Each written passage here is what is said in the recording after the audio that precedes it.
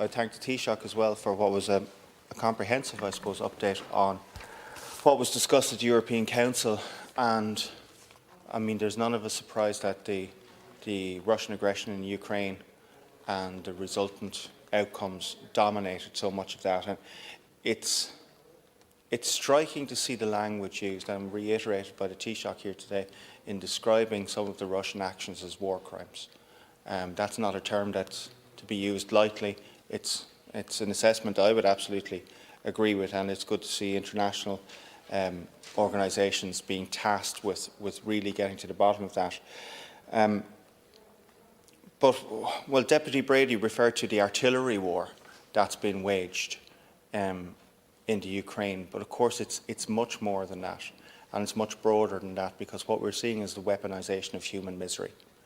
And we're seeing that directly expressed in the Ukraine with the indiscriminate targeting of civilian populations, in particular places, as the Taoiseach said, that had absolutely no military or strategic outcome at all.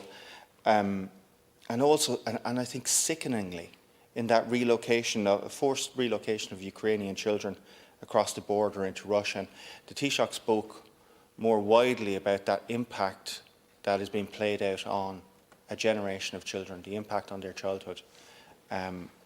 We see it in our own country, but certainly that it's the most egregious possible example, I think, is that forced relocation. And in Europe, we're seeing that human relocation and human displacement being weaponised as well, but we're seeing the weaponisation of energy and energy costs. And what Putin knows is that is going to create energy poverty within communities. It's going to foment dissent. It's going to create dissatisfaction. And it's all towards undermining the solidarity of the European effort. And I would say to Deputy Brady, who asked, what's the government doing to communicate the impact of the energy crisis? It's not the government alone that bears that responsibility. And I heard a very informed and nuanced, contribution from Deputy Conway Walsh, but I don't always see that nuance, and I don't always see that honesty in some of the communications, because there is no doubt. And Deputy Gannon said that of course we must do everything that we can to insulate people from these rising energy costs. But I think it's disingenuous to say that across Europe it will be possible to do this in a way that doesn't translate in some way to difficulties. The Nord Stream capacity has been reduced to 40%. It's now in maintenance mode. It's at 0% at the moment. And I think there are people all across Europe who are concerned that that capacity pipeline will stay turned off. And we have to be honest with people. There will be an implication for the European economy and for people across Europe if that energy weaponisation is played out in that way. And we have to be honest about that. And what we're also seeing is the weaponisation of food. And we're seeing that in the Horn of Africa in particular, and glib commentary in the face of what's unfolding in the Horn of Africa, Deputy Boyd-Barrett, I think is misplaced. We're seeing human misery unfolding at an unprecedented level.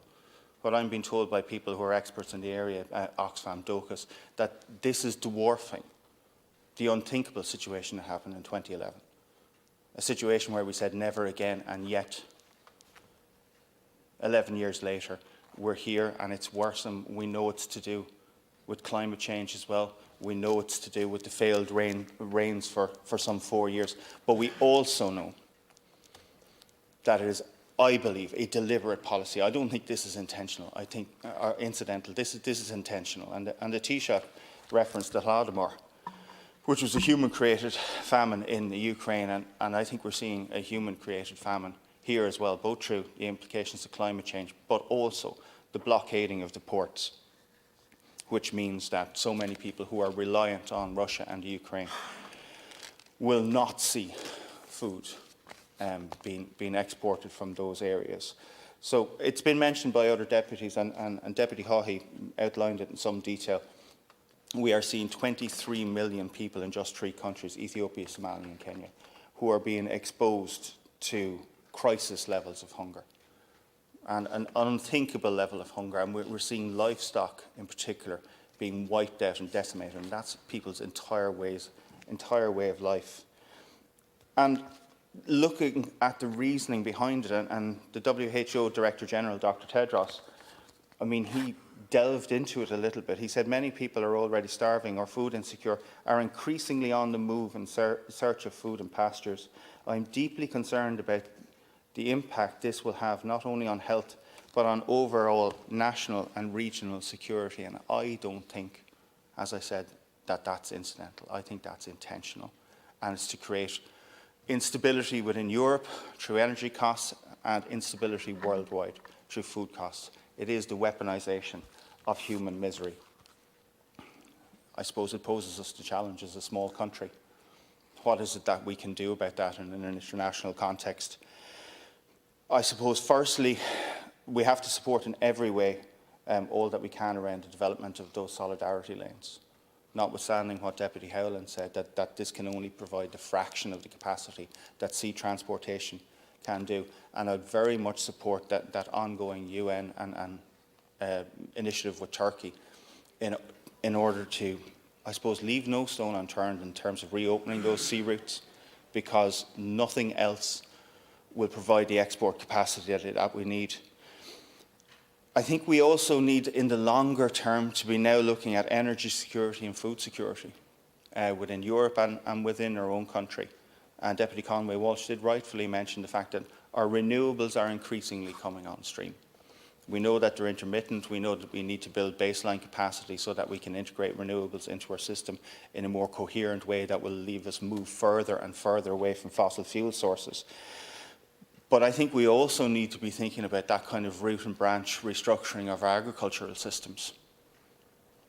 Is it right for us to be importing fodder when we know people across the world are dying for the lack of grain?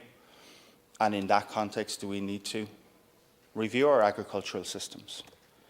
I think we need to push and push and push again on that development of the loss and damage facility. I do think Ireland is at the forefront of that. There was some headway made at COP26. It needs to be revisited in COP27, which will happen in an African country, and I hope will bring more focus to bear on that loss and damage facility. And also, Taoiseach gave very firm commitments around climate financing, but we need to build the capacity within our own system to deliver on that expansion in capacity that the Taoiseach has promised. I'll leave it at that, Ciara Cormac.